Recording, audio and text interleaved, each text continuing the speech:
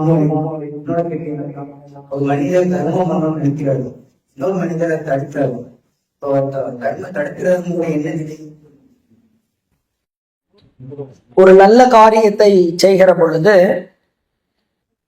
அந்த காரியத்தை ஒருவர் தடுக்கிறார். தடுப்பவருக்கு என்ன நிலை அப்படின்னு கேட்கிறார். தர்மம்னு மட்டுமல்ல, எந்த ஒரு நல்ல காரியத்தை யார் செய்வதாக இருந்தாலும்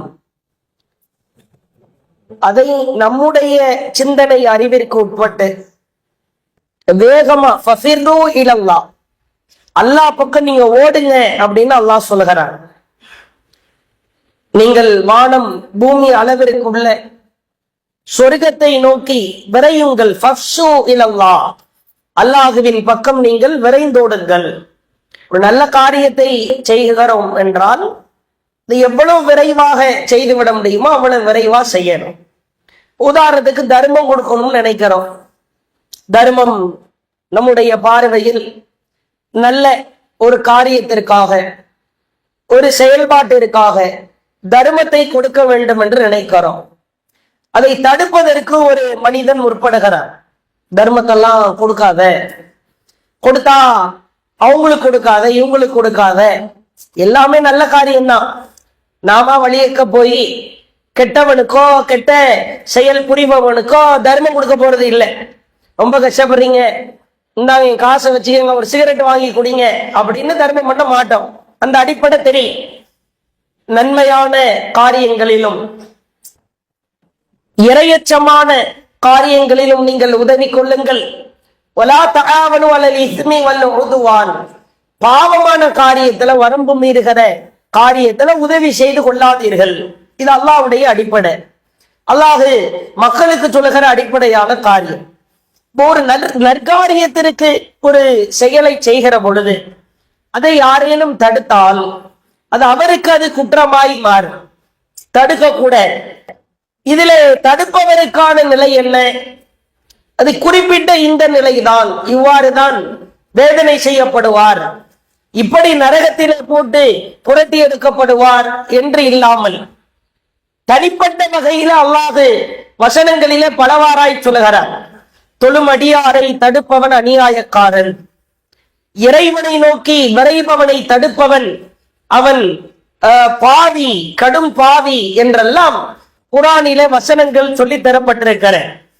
எந்த ஒரு நல்ல காரியமாக இருந்தாலும் அதற்கு பொதுவான சட்டம், அந்த காரியத்தை செய்ய விடாமல் எவன் தடுக்கிறானோ அவன் அநியாயக்காரன், அல்லாஹ்விடத்திலே தண்டனை நிச்சயம் கிடைக்கும் என்பதை அல்லாஹ் பதிய வைக்கிறான். குறிப்பிட்டு இந்த மாதிரி தண்டனை கிடைக்கும் என்றோ அல்லது இந்த வகையில் அல்லாஹ்விடத்தில் தண்டனை கிடைக்கும் என்றோ இல்லை. ஆனால் தண்டனை கிடைப்பது உறுதி. ஒருத்தர் தர்மம் கொடுக்கிறார், அவர் அநியாயத்துக்கு தர்மம் கொடுத்தாலோ அல்லது தீமையான விஷயத்துக்கு தர்மம் கொடுத்தாலோ அதை தடுக்கலாம், தடுக்கத்தான் வேணும். கெட்டவனுக்கோ அநியாயம் செய்யறவனுக்கோ தர்மம் கொடுத்துடக்கூட. அதெல்லாம ஒரு பள்ளிவாசலுக்கு கொடுக்கிறார், ஏழைக்கு கொடுக்கிறார், உணவளிக்க கொடுக்கிறார். இது மாதிரி கொடுக்கிற நேரத்தில் எவன் தடுக்கிறானோ அந்த தடுப்பவன் பாவியாகத்தான் இருப்பான். இதை கூடுதல் கவனத்திலே வைக்க வேண்டும். அதே போன்று சிலர் நல்லதையும் செய்வாங்க, கெட்டதையும் செய்வாங்க. அது மாதிரியான ஆட்களுக்கு தர்மம் கொடுக்கும் போது கவனம் தேவை. இப்ப ஒரு ஜமாத்தை சார்ந்தவர்கள் இருப்பார்கள், தர்காவுக்காகவும் வசூல் பண்ணிக்குவாங்க, ஏழைகளுக்காக மல்லிகை பொருள் கொடுக்கிறோம்னு வசூல் பண்ணுவாங்க. இதெல்லாம் ரொம்ப பார்த்து தர்மம் பண்ண. நன்மையோடு தீமையை கலப்பவர்களும் இருப்பார்கள். குறிப்பிட்ட நம் ஜமாத் சார்பாக வசூல் செய்கிறோம் என்றால் தீமைக்காக வசூல் செய்ய மாட்டோம்னு 100% அடிச்சு சொல்லலாம்.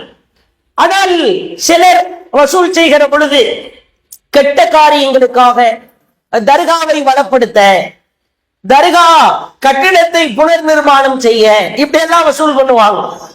இதனால பொதுவான தர்மம் கொடுத்துட்டு போயிடுவோம். ஆனால் அது நன்மையோடு தீமையும் கலந்து விடும். இவற்றையெல்லாம் கவனத்திலே வைத்து நல்ல காரியம் என்று 100% தெரிகிறதா, அதற்காக நாம் தர்மம் செய்ய வேண்டும். இப்படி ஒரு தர்மத்தை அவன் தடுக்கிறானோ அவன் பாவியாகத்தான் இருப்பான். இதுல இன்னொரு முக்கியமான அம்சம் என்னவென்றால், தர்மத்தை யாரு வேண்டுமானாலும் தடுக்க முற்படலாம், நம்மிடத்திலே வாக்குவாதம் செய்யலாம், கொடுக்காதே என்று நிறுத்தலாம். ஆனால் நாம் நம் சிந்தனைக்கு உட்பட்டு அல்லாஹ்விற்கு அஞ்சி கொடுத்தே தீருவேன் இந்த நல்ல காரியத்திற்கு என்று முடிவெடுத்து விட்டால் எத்துணை பெரிய கொம்பனாலும் அதை தடுக்க முடிய. இதை ஆழமா புரிஞ்சுக்கணும். எவன் தடுத்தா என்ன, நல்ல காரியத்துக்கு நான் பண்றதுக்கு நீ தடுத்தா என்ன, தடுக்கலன்னா என்ன, நான் செய்யத்தான் தான் செய்வேன், ஓ முன்னாடி செய்யலன்னா என்ன, மறைமுகமாய் செய்வேன் என்று தர்மம் செய்து விடுவது நமக்கான ஒரு சிந்தனைக்குரிய சிறப்பு. இதை அடிப்படையாக வைத்து நல்ல காரியத்திற்கு யார் உதவுகிறாரோ அதை நாம் தடுக்க கூடாது. இது நல்ல காரியம் என்று தெரிந்து பார்த்து பார்த்து அதற்கு உதவுவதை அல்லாஹ்வும் விரும்புகிறான், நேசிக்கிறான். அப்படி ஒருவேளை நற்காரியத்திற்கு கொடுப்பதை அவன் தடுக்கிறானோ அவன் நிச்சயமாய் பாவியாய் இருப்பான், அல்லாஹ்விடத்தில் தண்டனைக்குரியவனாய் இருப்பான் என்பதை பதிலாக சொல்லிக் கொள்கிறோம்.